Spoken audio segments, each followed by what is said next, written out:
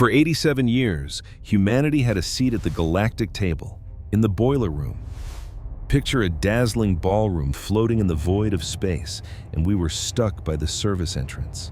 That was our life. And that was Ambassador Elalina Vasquez. She was about to teach the entire galaxy a lesson about picking on the little guy, and you're going to want to stick around to see what happens when they finally cross the line. High above, the Larathi presided from their gilded seats, their silver hides shimmering as they physically looked down on every other species. Just below them, the Keth floated in their personal aquatic spheres, followed by a dozen others, all ranked leagues above humanity. Elalina didn't mind the bad seat. She minded the message it sent. "The Council acknowledges the representative from Earth," a Larathi minister droned, his tone as flat as if he were announcing a janitorial request. "You may proceed." Elalina didn't even blink. She activated the holo projector, painting the air with horrific scenes, skyscrapers engulfed in flames, parents clutching their children as they fled, and streets choked with the dead. "In the last 4 months," she stated, her voice as solid as granite, 3 human colonies have been annihilated by Vorkath raiders. Nexus Prime, Haven's Rest, New Bangalore, she named them like tombstones. That's a total population of 12 million people. We've confirmed 47,000 casualties so far, and that number is still rising. The words echoed in the cavernous hall. A couple of the delegates had the grace to look disturbed, but most just seemed bored. "Each time," she continued, "we broadcast a distress signal to the Council's defense fleet, and each time, help showed up between 6 and 9 days too late. By then, the raiders were gone, taking everything and everyone they could carry."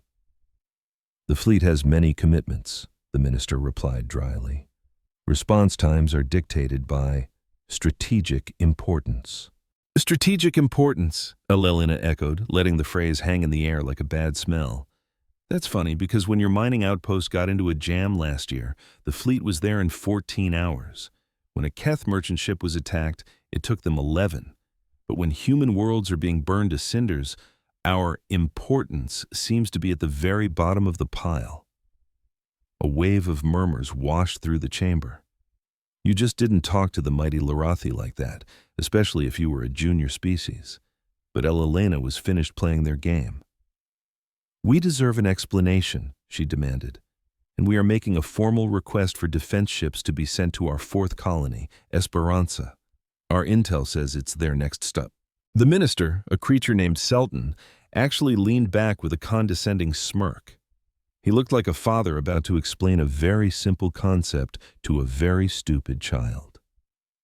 "Ambassador, these raiders are a simple reality in the outer territories. Every species must learn to be self-reliant. The Council offers aid, but we are not here to fight all your battles. Perhaps if humanity invested more in its own defenses instead of asking for handouts." A cold, hard anger solidified in Elalina's stomach. "We have paid our Council dues in full for 87 years, she retorted. "We've sent our people to die in your peacekeeping operations. Our engineers designed your entire communications network.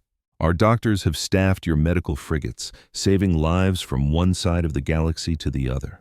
We have done everything this Council has ever asked of us." "And you've been rewarded with membership," Selton said, his voice dripping with condescension.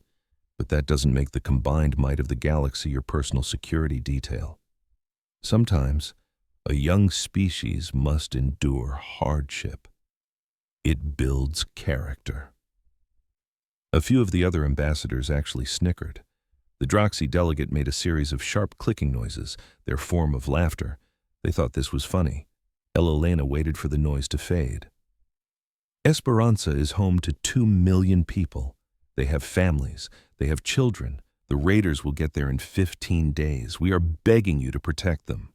"Your request will be taken under advisement," Selton said, waving a dismissive hand. "A committee will be formed to evaluate the threat level. You can expect a formal response within 60 cycles.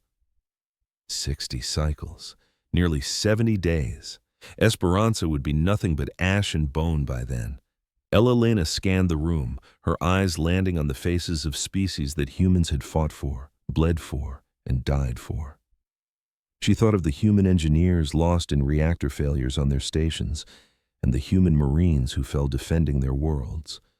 It was all for nothing. It had never meant a thing. "I understand," Elalina said, her voice dropping to a near whisper. Then, with a slow, steady hand, she reached for the council emblem pinned to her uniform, a metal disc meant to symbolize galactic unity. It was supposed to mean they were a family. She carefully set the pin down on the podium before her. "What is the meaning of this?" Selton demanded, and for the first time, a hint of genuine surprise broke through his smug facade. "I'm doing what my people should have done decades ago," Elalina answered, her posture ramrod straight. "On behalf of the United Earth government and every last human in the galaxy, I am officially announcing our immediate and unconditional withdrawal from the Galactic Council." The chamber was so quiet you could hear a pin drop. And then the laughter erupted, but this time it was louder, filled with open mockery. "Withdrawal?" the Draxi ambassador clicked. "To go where? To do what? You're a backwater species on the galactic fringe. You'll be lost without us." "We'll see," Elalina replied, her voice unshaken. "You'll come crawling back in less than a year, begging for readmission," Selton sneered, "and we might consider it once you've learned some humility." Elalina simply picked up her datapad and turned to leave. But at the edge of the platform, she paused and looked back at the laughing assembly. They were already turning away, chatting with their neighbors as if she were a minor annoyance that had been dealt with. "You will all remember today," she said. Her voice wasn't raised, but it sliced through the chatter, and a few of them actually turned back to look. "My only hope is that you don't remember it with regret." "Was that a threat?" Selton scoffed. "From a species that can't even protect itself?" "No, it's not a threat," Elalina said, her gaze sweeping over their arrogant, self-satisfied faces. "It's just a statement of fact. You never bothered to see who we really are. You never understood what we could do. Maybe that's on us. We thought you would value our friendship, not just our utility." She turned her back on them one last time and walked away. As the massive chamber doors slid open, she added one final comment over her shoulder. "Goodbye, Minister. Goodbye to all of you. I truly hope you never find yourselves needing the help that you just refused to give." The doors sealed behind her, and inside the council resumed its business, already moving on from the insignificant little species that had just thrown a tantrum. Their departure meant nothing. It would change nothing. Or so they believed. As Elalina strode down the station's main concourse, she was met with stares, some of pity, most of contempt. When she reached the human diplomatic suite, her team was already packing boxes. They had prepared for this outcome. "Is it over?" her chief aide, David, asked quietly. "It's over." How did they react? A tiny, grim smile played on Elalina's lips. "They laughed at us." David gave a slow, deliberate nod. "That won't last." "No," Elalina said, her eyes fixed on the stunning view of the galactic station, a civilization humanity had served with its heart and soul. "It won't." None of them had a clue what was about to be unleashed. They had no idea how many of their critical systems were managed by human engineers, how many of their shipping lanes were secured by human analysts, how many of their enemies were held back by human innovation. They were about to get a crash course. The galaxy was about to discover that humanity was done being the galaxy's doormat. Elalina opened a top-secret channel to Earth Command. "This is Ambassador Vasquez, authorization Omega-7. The Council has given its answer. Now, we're giving ours. It's time to execute Protocol Sunrise." The response was immediate. "Protocol Sunrise is a go. Welcome home, Ambassador. It's time to begin." Elalina severed the connection. The galaxy continued to turn, unaware that its destiny had just been rewritten. The arrogant delegates in that grand hall didn't know it, but the age of their comfort and security was officially over. It began with one woman taking off a pin, and it would end in a long, deafening silence. For the first 3 months, life went on. The council patted itself on the back for ousting the whiny humans. Then, things started to break, not with a big explosion, but with a slow, creeping rot. The galactic communications grid, which had been secretly patched and upgraded by human coders for decades, started developing strange bugs. Cargo shipments began to vanish. A desperately needed plague vaccine bound for a Keth homeworld never showed up. And the Vorkath raiders, who had previously only been brave enough to attack isolated human outposts, suddenly got gutsy and took down a Larathi luxury cruise liner. The galaxy was learning a painful truth. The quiet, helpful species they had treated like a janitor was actually the one who had built the entire house, and they had just walked out the door with the keys. It all began with a statistic that didn't add up. Governor Keithmar of Larathi Prime was reviewing the monthly import logs when he saw it. Food shipments from their agricultural worlds were down by 30%. He got his logistics chief on the comms instantly. "This has to be a clerical error," he barked. "Check the figures again." The chief did. The figures stayed the same. "How is this even possible?" Keithmar roared. "Our farm worlds are meeting their quotas." "It's not a production issue, Governor. It's a delivery issue," the chief said, his voice trembling. "It appears that 40% of our food supply was being transported through human-run trade routes. They took the jobs that were too far or too risky for our own fleets. Their rates were cheaper, and they were never, ever late." "Then find someone else," Keithmar barked. "We're trying, sir, but the Draxi are demanding triple the price. The Vaughn refused to fly through the Nebula corridor, and the Mathari ships are just too slow. We're already facing food shortages on 7 of the outer worlds." Keithmar just glared at the data screen. 40%. A 40% drop in shipping capacity. How did they not see this coming? "Fix it," he commanded. "This is a complete failure." The minister bowed slightly and hurried out of the room, but he had no fix. Nobody did. The humans had spent 80 years building those trade routes. You don't just replace that kind of infrastructure in 3 months. Meanwhile, on the other side of the galaxy, the Kathvari were discovering their own nightmare. Their legendary communication network, the crown jewel of the Council, was beginning to crumble. This was the network that connected every Council species across 1,000 light-years, making messages that once took months arrive in an instant. It was considered one of the greatest technological achievements of the era. What almost no one knew was that humans had designed and built every single relay station. Technician Val floated in his water sphere, staring at a waterfall of error codes he couldn't possibly understand. 3 critical relays had gone completely dark in just the last week. The backup systems were screaming under the load. If just one more station failed, entire sectors of the galaxy would be silenced. "Can we get them working again?" asked Director Melith, her tentacles twisting with stress. "We can try," Val gurgled, "but the quantum alignment systems, that's all human technology. We have the basic repair guides, but for a problem of this magnitude," he trailed off, letting the silence say the rest. "We never bothered to learn how it actually worked," Melith finished for him, the realization dawning on her. "No," Val said softly. "We never thought we would have to." And that same story was echoing all across Council territory.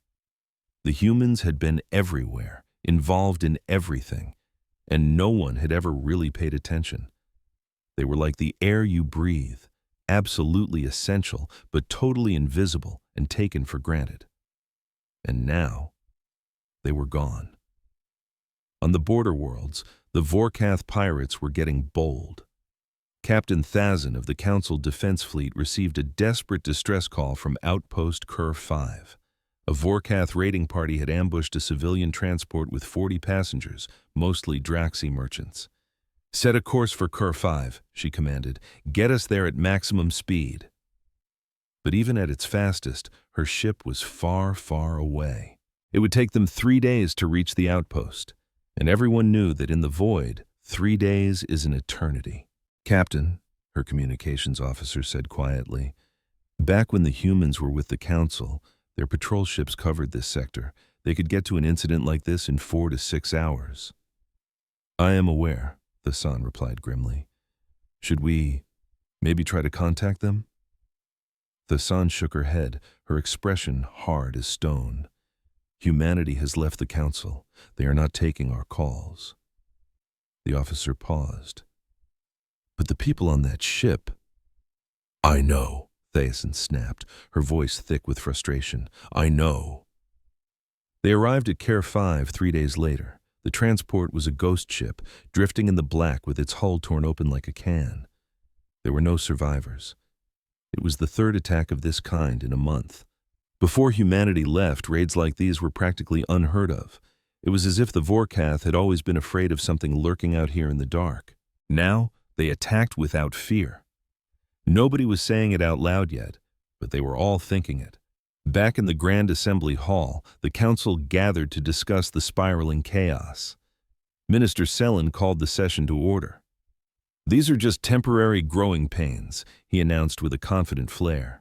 We simply grew too dependent on human services, and now we must learn to be self-sufficient. This is a positive development. It will make us stronger in the long run. Stronger? Ambassador Thexalar of the Kathvari rose from his water sphere. My people's entire communications grid is about to collapse. We have already lost contact with 3 of our colonies. When do you expect that to be fixed? Selin had no answer. None of them did. The humans are the only ones who truly understand that technology, Thexalar insisted. Then learn the technology, Selin shot back coolly.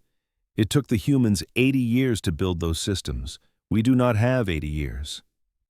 Well, Selin said with a dismissive wave, perhaps you should have learned alongside them instead of just accepting their handouts. The humans are gone. We will adapt and move on. Will we? The Draxi ambassador interjected, his mandibles clicking with worry. My latest reports indicate that profits are in free fall across every single sector. The human merchants weren't just affordable, they were reliable. They flew the dangerous routes nobody else would touch. They solved problems for us before we even knew we had them, he went on. Enough! Selin's scales flushed with anger. I will not stand here and listen to this praise for the very species that abandoned their duty. They chose to leave. Let them suffer the consequences of that decision. We are the Council. We governed this galaxy for 10,000 years before humans even figured out how to get to their own moon. We will govern it for 10,000 more. The session ended just like all the others lately, with a lot of yelling and nothing solved. In the weeks that followed, a few quiet investigators began pulling up old records, trying to understand what exactly humanity had been doing for all those years. What they found was staggering. The Lorathi Intelligence Ministry discovered that human observer ships had secretly formed the backbone of the early warning system that protected the core worlds. For decades, humanity had taken the galactic jobs no one else wanted, the mind-numbing patrols in the empty, silent voids between stars. The other species just figured they were the new kids on the block, desperate to make a good impression. The truth was far more complex. On those lonely patrols, human ships had quietly stopped 7 different extragalactic invasion forces. They did it with clever diplomacy, quiet negotiations, and subtle shows of force the Galactic Council never even knew about. They never filed a single report. They never asked for a medal. But why? Intelligence Director Voss sputtered, staring at the recently uncovered files. Why on earth would they keep this a secret? His top analyst was clueless, and so was everyone else. On a dozen worlds, a shocking realization was dawning. The humans had been the invisible glue holding their civilizations together. Human engineers were the ones quietly patching their aging power grids. Human doctors were staffing the forgotten medical outposts on fringe worlds. Human teachers were running schools for children of all species that their own governments had abandoned. This was never part of a treaty or a formal agreement. The humans just saw a need, and they filled it. They saw a problem, and they fixed it. All they ever wanted in return was a seat at the table, to be treated as equals. And in return for all that, the Council had given them the worst seats in the Great Chamber. 3 months after humanity's exit, Ambassador Thexalar called a private meeting of the Council's senior members. "We have to ask them to come back," he said, his voice heavy. Selin actually laughed. "Come back? They threatened us and abandoned their posts. We should be sanctioning them, not begging for their help." They didn't threaten us, Thexelar countered. Ambassador Vasquez simply said that we would remember this day. Was that a threat, or was it a warning from someone who could see a disaster that we were too arrogant to notice? Thexelar's many eyes looked weary. Minister, I have spent the last month reviewing our reliance on human support. The truth is far worse than any of us knew. If this continues, we could be looking at a total collapse of galactic society within a year. You're being dramatic. I truly wish that I were, Thexelar said, but I do not believe so. Celine waved a dismissive hand. The humans will come crawling back. They have to. They are a small species, stuck out in the middle of nowhere. They need our markets, our protection, our technology. Once their little display of pride is over, they'll be pleading with us to let them return. And what if they don't? Thexelar asked. Then they will fade into the irrelevance they have earned.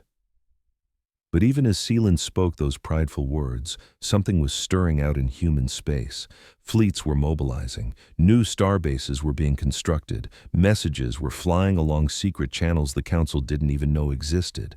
Humanity wasn't crawling back, and they certainly weren't fading away. They were getting ready. On Earth, in a fortified bunker deep beneath the mountains of old Switzerland, humanity's leaders were reviewing the status of a plan named Protocol Sunrise. Admiral Chen Wei delivered the fleet readiness report. All primary combat fleets are at full operational readiness, he stated. Our reserve fleets are completing their final exercises. We can deploy the entire Navy within 72 hours of receiving the order. President Okonjo nodded grimly. And the Council?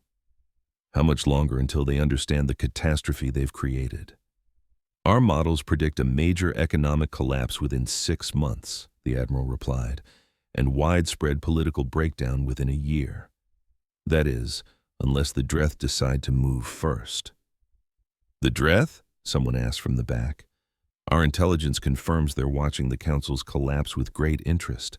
They've always been wary of us, even if the Council never knew why. Now that we're gone, they're watching, the Admiral said. They see the Council getting weaker every single day. And they're starting to get ideas. President Okonjo scanned the faces around the table, the leaders of the entire human race. Every one of them looked exhausted. They looked heartbroken. For 87 years, they had tried so hard to be good galactic citizens, just hoping for a little acceptance. That hope was completely gone now. We gave them everything, she said, her voice barely a whisper. We helped them. We fought for them. All we ever asked for was a little respect. I know, Admiral Chen replied softly. But that was the one thing they were never going to give us.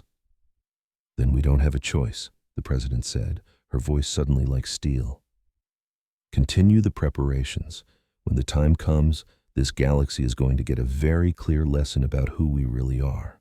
Okono stared out the window at the beautiful blue jewel of Earth, floating in the endless black.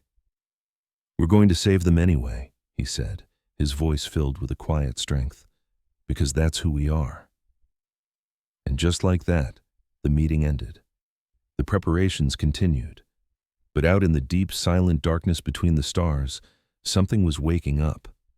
Something that had been sleeping for almost 100 years while humanity played the role of the galaxy's quiet, helpful little brother. The galaxy was about to meet that something, and nothing would ever be the same. Just 8 months after humanity packed its bags and left, the galaxy started to burn. The attack came from nowhere. 300 Vorkath warships ripped open hyperspace right above the outer colonies of Larathi Prime. They didn't send any demands. They didn't try to negotiate. They just started lighting up worlds. From his command center, Governor Keithmar could only watch the nightmare unfold on his screens. One by one, the signals from his colonies just blinked out of existence. Millions of his people were being wiped out, and there was absolutely nothing he could do to stop it. "Where is our defense fleet?" he screamed. "They're on their way, Governor," his aide stammered. "But the Vorkath are just too fast. They'll be long gone before our ships even arrive." "How could this happen? We should have seen them coming." "The early warning systems, sir. They're not working properly." The aide's voice dropped to a terrified whisper. They relied on the patrol grid, the human patrol grid, the one that isn't there anymore. A cold, sinking feeling washed over Keith Marr. The humans. This was all because of the humans. For 8 solid months, the council had been lying to itself, pretending that everything was just fine. They kept saying humanity was never that important. They explained away the growing list of problems as minor setbacks, sure that they could figure it all out. They honestly believed the galaxy had no need for one little species from a forgotten corner of the cosmos. They were dead wrong. By the time the Council Defense Fleet finally warped into the Lorathi system, they were 18 hours too late. The Vorkath were gone, taking millions of Lorathi with them as slaves, and leaving behind nothing but the charred skeletons of cities that had been there for centuries. It was the worst attack in their entire history, and it was only the beginning. In the weeks that followed, the Vorkath grew bolder, hitting the Kthvari shipping lanes. They raided Draxi mining colonies.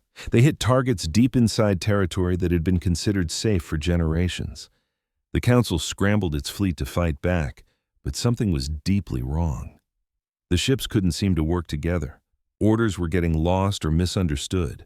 Reinforcements were being sent to the wrong star systems, the most powerful military force in the galaxy, which had kept the peace for 1,000 years, was now stumbling around like it was blind. And Admiral Than knew exactly why. She had spent months locked away, digging through old archives, putting together a puzzle that nobody wanted to solve. Humanity was our entire nervous system, she told the Council during a frantic emergency meeting. For decades, their communications officers served on our bridges. We thought they were just trainees, learning from the best, but they were the ones who made our fleet work. They created the software that allowed ships from different species to talk to each other. They settled arguments between commanders who couldn't even grasp one another's battle plans. They were the glue that held our whole defense network together. That's ridiculous, Minister Selton scoffed.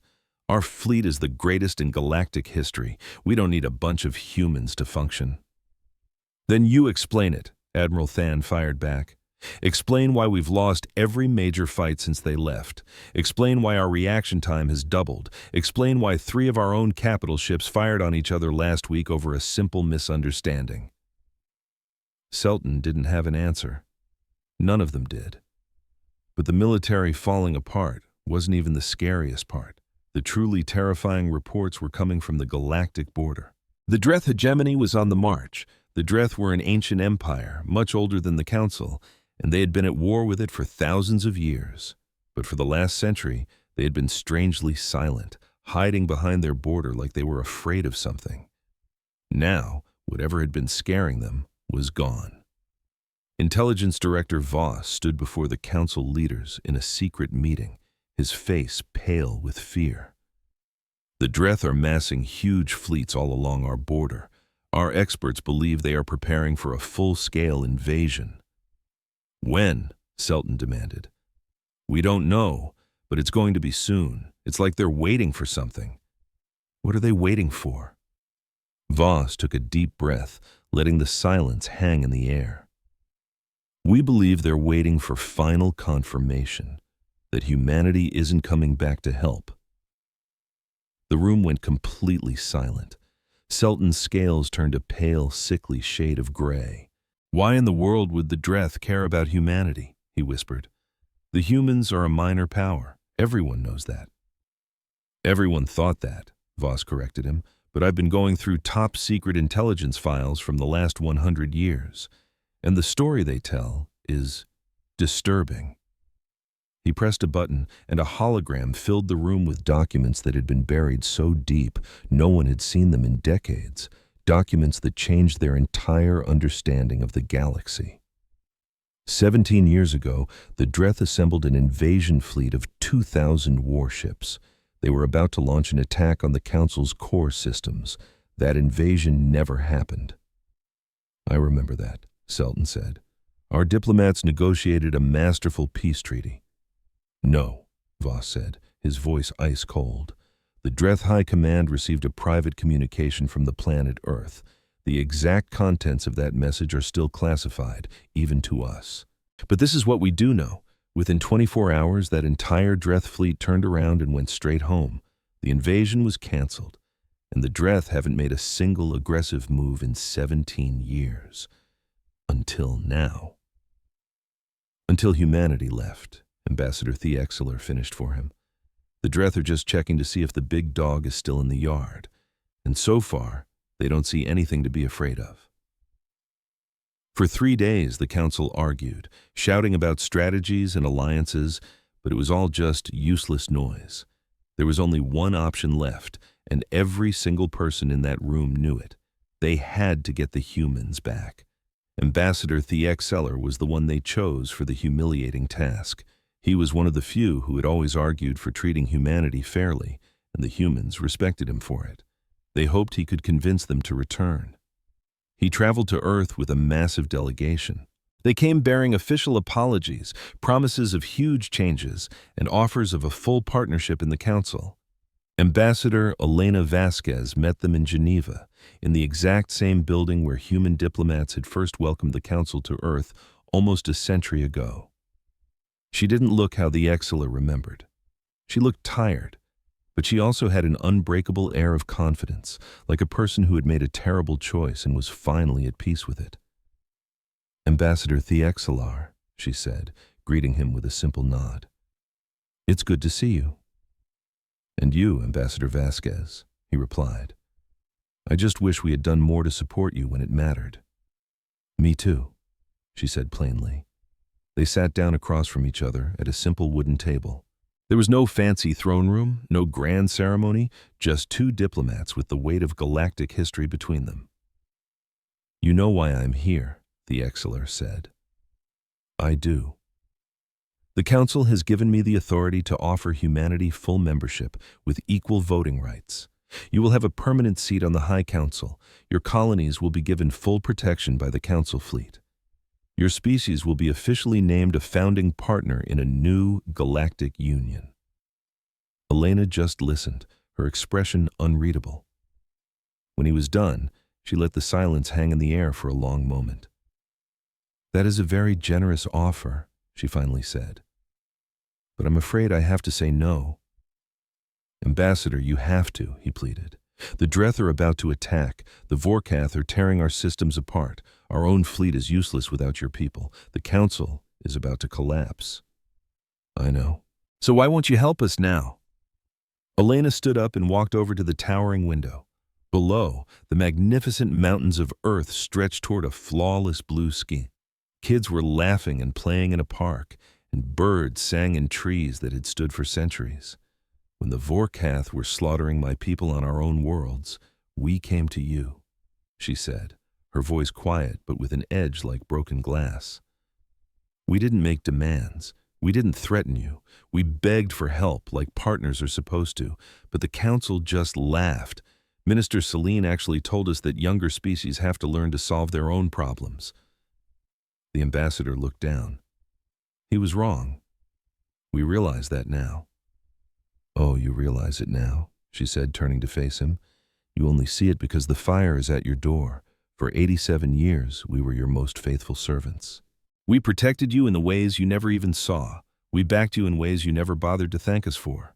And we never, ever asked for anything, except a little bit of respect. I know, he said, his many eyes clouded with regret. I tried to tell them. Yes, you did, she acknowledged. You were one of the good ones, but the Council as a whole, they decided we were beneath them. You took every gift we offered and threw contempt back in our faces. What can we do to fix this? He pleaded. Elena sat back down, her voice soft but solid as steel. Nothing. There is absolutely nothing you can do. We aren't angry with you, Ambassador. We're not looking for payback. We just don't need you to tell us we're good enough anymore. We don't need your validation. We wasted 87 years hoping you'd finally see our worth. We're done hoping. So you're just going to let the galaxy burn? Billions will die. Elena gave him a small, sorrowful smile. I never said that.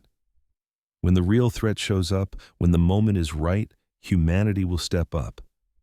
But we'll do it our way, not as your servants. We'll help because it is the right thing to do, not because you finally decided we're worthy of being treated like people." The ambassador leaned forward, desperate. "What are you talking about? What is humanity planning?" "You'll see," she said. "Very soon. For now, tell your council to prepare for the Dreth and do what you can for your own people." They thought humanity was weak and insignificant, but they were about to learn a lesson they'd never forget. What do you do when all hope is gone? The human representative left Ambassador Thexelar with a strange piece of advice: look to the stars. After that baffling meeting, he returned to the council chambers. When he told Minister Celine that he had failed, the minister exploded. She said no to everything?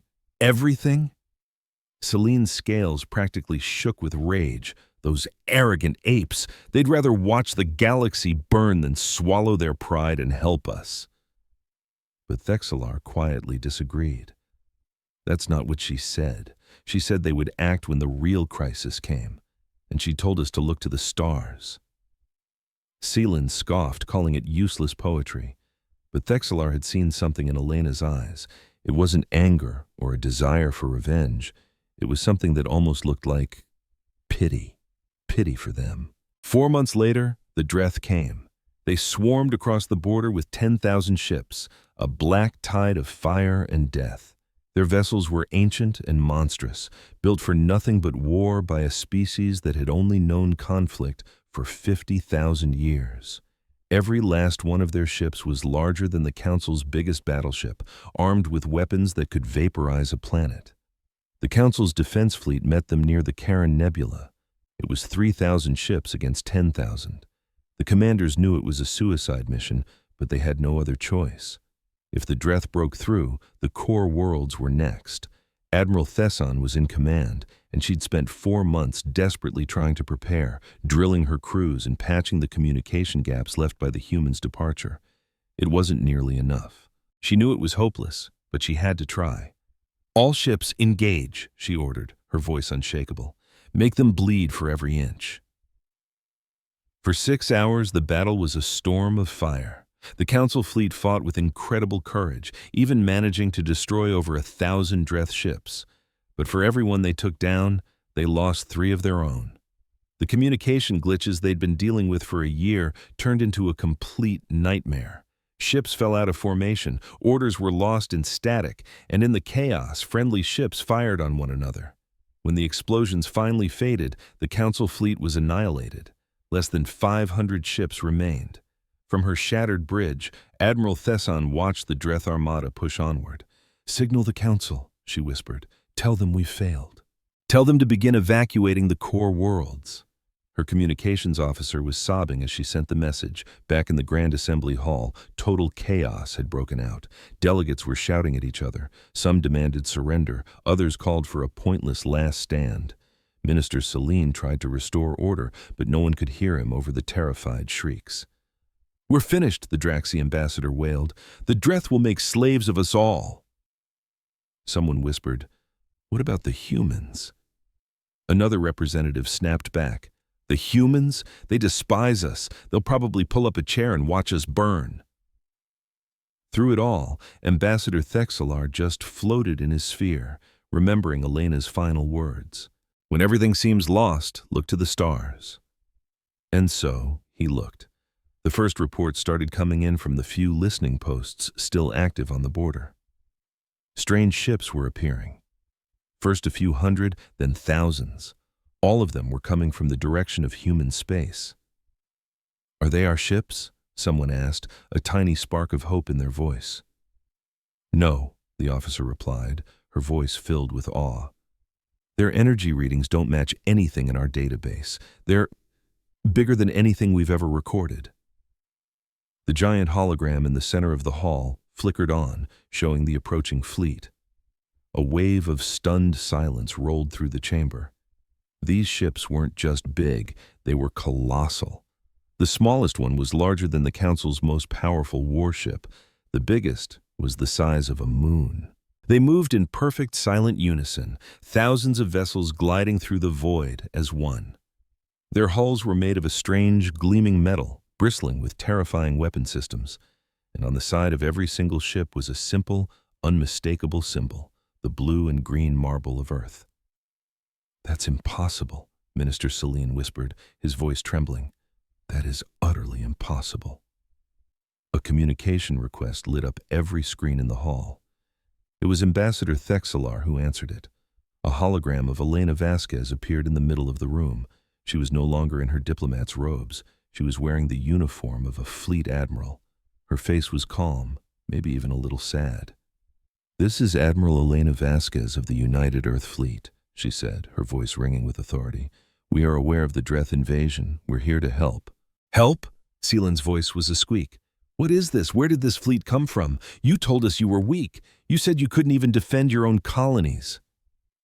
Elena looked at him with that same expression of pity she'd had months before. "We told you nothing, Minister. You told yourselves.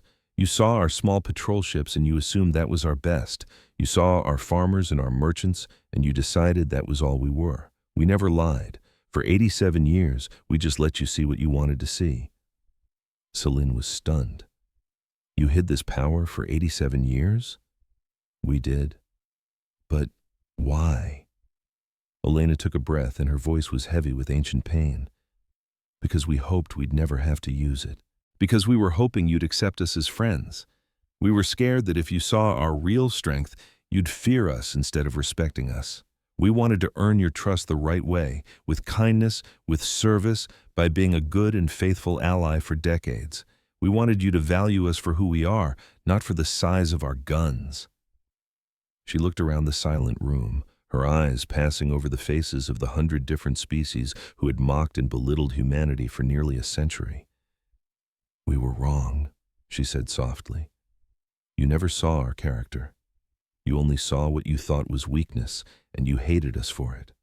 So now you will see our strength. I just hope you don't end up hating us for that too."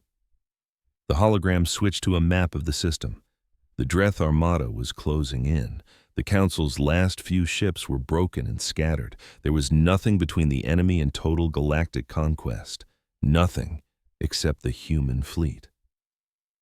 "We are going to engage the Dreth," Elena declared. "We want nothing from you. We are not making any demands. We aren't doing this because you begged or because you apologized or because you finally decided to treat us like equals. We are doing this because innocent people are about to die if we do nothing." She let that sink in. "We're doing this because it's the right thing to do." And with that, the transmission cut out. The human fleet faced the Dreth Armada in the dead, empty space between the stars. It was a brutal matchup, 10,000 Dreth warships against a mere 8,000 human vessels. The Dreth commanders were cocky. They'd just steamrolled the Council's fleet and figured these newcomers would be an even easier fight. They couldn't have been more wrong. The battle was over in just 4 hours, but in that short time, the galaxy was rewritten. Human weapons tore through Dreth shields like they were tissue paper. Their ships moved with a terrifying harmony that made the Council's most celebrated admirals look like first-year cadets. Every time the Dreth tried to pivot, the humans were already waiting.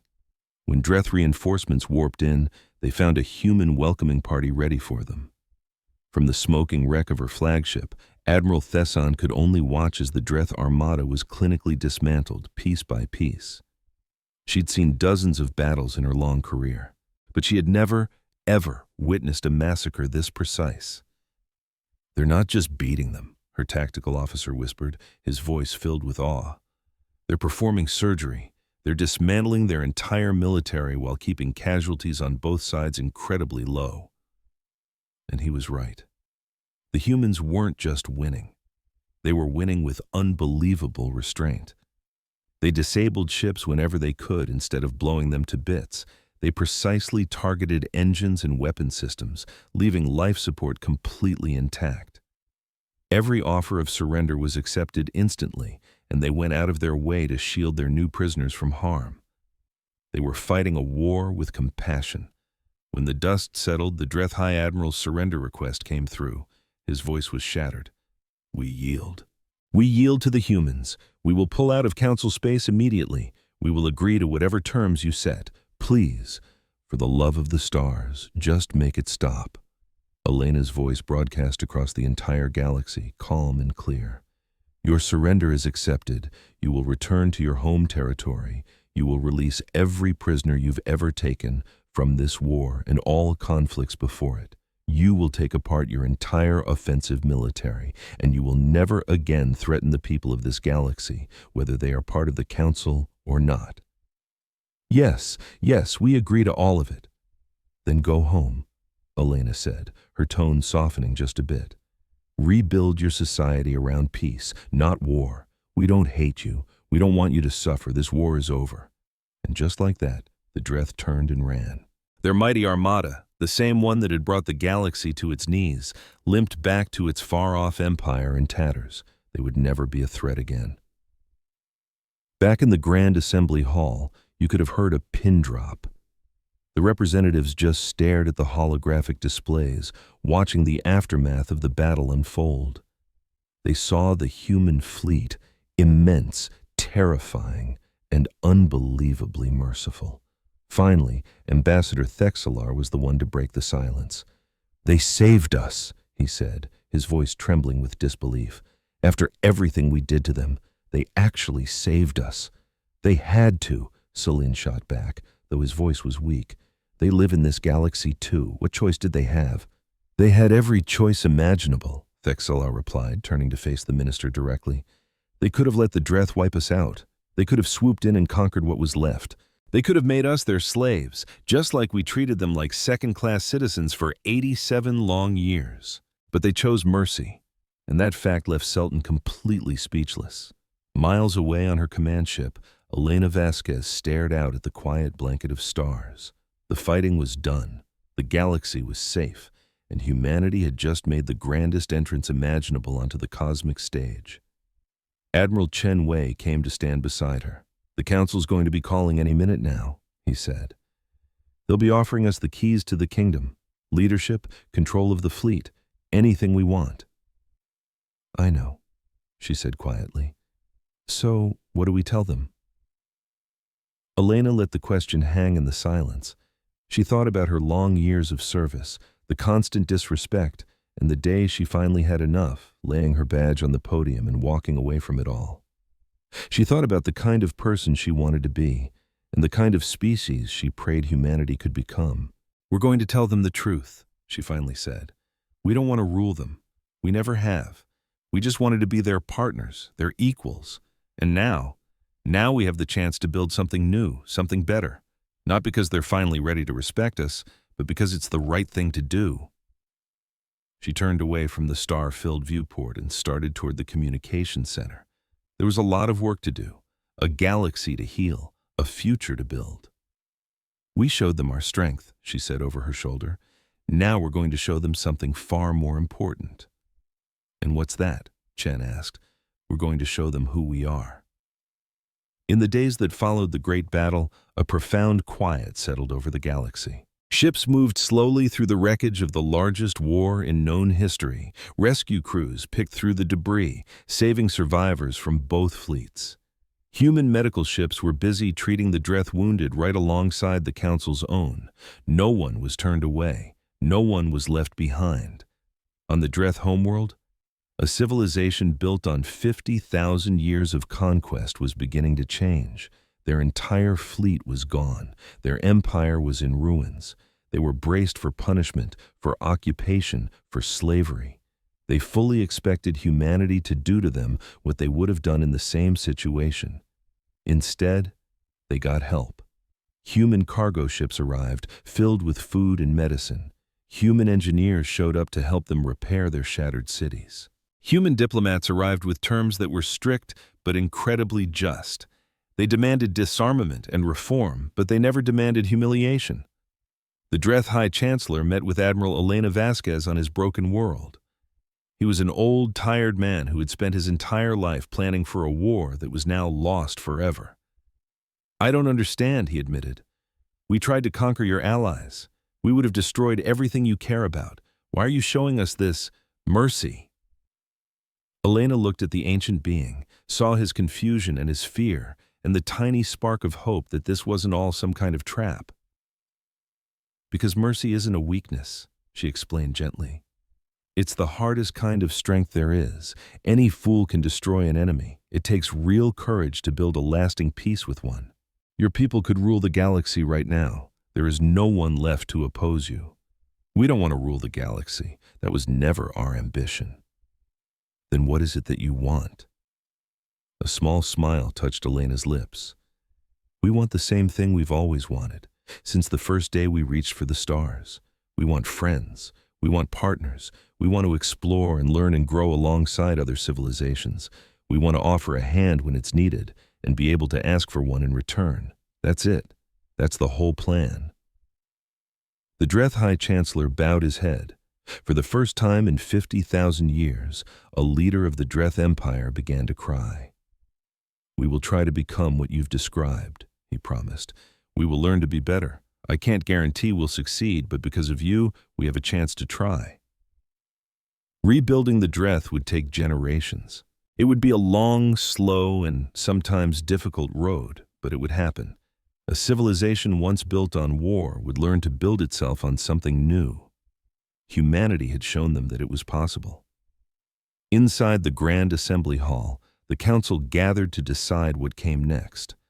The mood in the chamber was more somber than it had ever been. The very same representatives who had once openly sneered at humanity now sat in humbled silence. Minister Celine was the first to get up and speak. His scales had lost their luster since the battle, and he moved like he was carrying the weight of his past mistakes. I stand here today to finally speak a truth we have ignored for 87 years. Humanity was never the lesser species we believed them to be. They were guardians who chose to hide their power. They were servants who chose to serve. They were partners who only asked to be judged by their character, not by their strength. He paused, collecting himself. We failed them. We took their kindness for weakness. We ignored their requests for basic dignity. We let their people suffer while we debated policies. The fact that they saved us anyway, the fact that they showed such mercy to an enemy that had done them so much harm. Well, that tells you everything you need to know about who they truly are. Ambassador Thexelar floated forward in his water sphere. So what comes next? How can we ever make this right? We can't make it right, Celine admitted. The past is the past, but we can choose to create a better future. He turned to the life-sized hologram of Elena Vasquez, who was joining the session from her ship.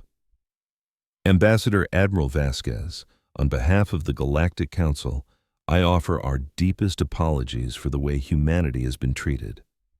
We would like to formally offer you leadership of the Council itself. Please, take your rightful place as our leader. Guide us, as you should have been doing from the very beginning. Elena was silent for a long moment, and you could feel the entire chamber holding its breath. No, she said, her voice clear and simple. Celine blinked. No? I don't understand. Humanity will not rule you. That is not what we want. We didn't save you so we could become your new masters. We saved you because it was the right thing to do. Then what do you ask of us? I ask for what we've always asked for, a real partnership, not a council where some species stand on top of others, not an alliance where your power determines your value. I want something new, something better. She stepped forward, and her holographic form seemed to grow, commanding the entire room. For 10,000 years, this council has been a pyramid. The strong rule, and the weak obey. Your system is built on a ladder where everyone claws their way to the top, leaving the rest behind. That's what created this war, the human representative said. It fueled the anger that turned the Dreth into monsters. It fed the arrogance that allowed you to dismiss my people for 87 years. The minister shot back. So what are you suggesting? A real partnership. A federation where every species gets an equal vote, no matter how big their fleet or their bank account. We make choices that benefit everyone, not just the powerful few. We help each other because that's what friends do, not because a contract says we have to. A wave of murmurs swept the chamber. The idea was radical. It went against 10,000 years of galactic tradition, But everyone knew those traditions had just led them to the brink of total annihilation. That will be a difficult path, one of the elders noted. Old habits are hard to break. Nothing worth doing is ever easy, the human replied, but we have a chance right now to build something that lasts. The Dreth are ready to change. You've all seen where the old ways lead, and humanity is here to help. Help how? We'll share everything, our technology, our knowledge. We'll protect anyone who needs it and ask for nothing but friendship in return. We don't want to be your rulers. We want to be your partners, walking beside you. Then the council minister stepped down from his towering platform. He walked across the floor until he stood before the human's image, and then slowly he bowed his head. I was wrong about humanity, he admitted, his voice quiet but clear. I was wrong about so much. I don't expect you to forgive me, but I will spend the rest of my days trying to earn it. The human offered a kind smile. Forgiveness isn't something you earn, minister. It's a gift, and I'm giving it to you now. To all of you who look down on us, the past is done. Let's build a better future together. One by one, the other representatives came down from their high seats. They stood together on the floor, equals for the first time in 10 millennia. And in that moment, the Galactic Federation was born. The years passed. The galaxy began to heal. The Dreth, surprisingly, became some of their most loyal and protective allies. Their entire warrior philosophy slowly changed from one of conquest to one of protection. The old council species learned to work together without a hierarchy. And humanity? They traveled the stars not as conquerors, but as partners, builders, and friends. Elena Vasquez eventually retired her military commission to become the Federation's first ambassador at large. She went from world to world, smoothing over disputes, building trust, and showing the galaxy what humanity had always believed: that kindness was a greater force than cruelty, and that the true test of your strength is how you treat the powerless. On the anniversary of the day humanity was expelled from the Council, a new holiday was created. They called it Remembrance Day, a time to reflect on the war that almost ended everything, and the lesson it taught them. The Lyorathi representative, the very same one who had laughed at humanity's pleas, gave the first speech. We remember this day not with shame, though we feel it deeply. We remember it as the day our eyes were finally opened. We learned that the quiet ones were not weak. We learned that the humble were not to be underestimated. We learned that the very species we had tossed aside had been secretly saving us all along. He choked up for a moment before continuing, but the greatest lesson we learned was this. Imagine getting kicked out of the Galactic Club. They called us too emotional, too unpredictable, and left us to fend for ourselves. So when a terrifying alien fleet showed up to burn their worlds, the very aliens who mocked us suddenly needed a savior. But here's the twist. We did too. They were on the brink of being wiped out. They could have been utterly destroyed. But they weren't. Want to know how the underdog saved the day? Stick around to find out. In a sun-drenched garden on Earth, an old woman named Elena Vasquez smiled as she listened to that broadcast, her grandchildren playing around her. Her hair was silver, but her eyes had the same spark that once stared down an entire galaxy. Her grandson pulled on her sleeve. "Grandma," he asked, "why did you help them, after they were so mean?" Elena just smiled and pulled the boy into a hug. "Because who we are is a choice we get to make every day," she said gently. The Council chose to be arrogant, the Dreth chose to be warriors, and humanity? We chose to be helpers. But wasn't it really hard? Weren't you super angry? "Oh, absolutely," she laughed. "It was unbelievably hard, and some days I was furious. But you know, being angry is like holding onto a hot coal. You're the one who's guaranteed to get burned. Forgiveness, though, that's like a warm fire. It makes everyone around it feel better. I just decided I'd rather be warm." She looked up at the sky, where the twinkling lights were no longer just stars, but starships carrying humans, Lyorathi, and even the once feared Dreth flying together in peace. "You know," she added, her voice dropping to a whisper, "the real victory came the day they threw us out. It wasn't about them losing power. It was about us finding ours. We finally understood that their opinion of us didn't matter. Their insults only had power if we let them. We were always in control of our own story. We just had to stop asking for their permission to write it. Her grandson rested his head against her shoulder, not understanding all the big words but feeling the truth in them. He knew that one day he would tell this story to his own children. And across the galaxy, for generations to come, families would gather on Remembrance Day.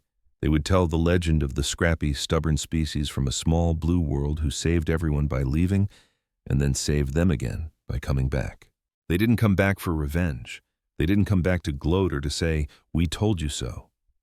They came back for one simple reason, because helping was the right thing to do. That was our gift to a universe that had forgotten how. And finally, the universe was ready to learn.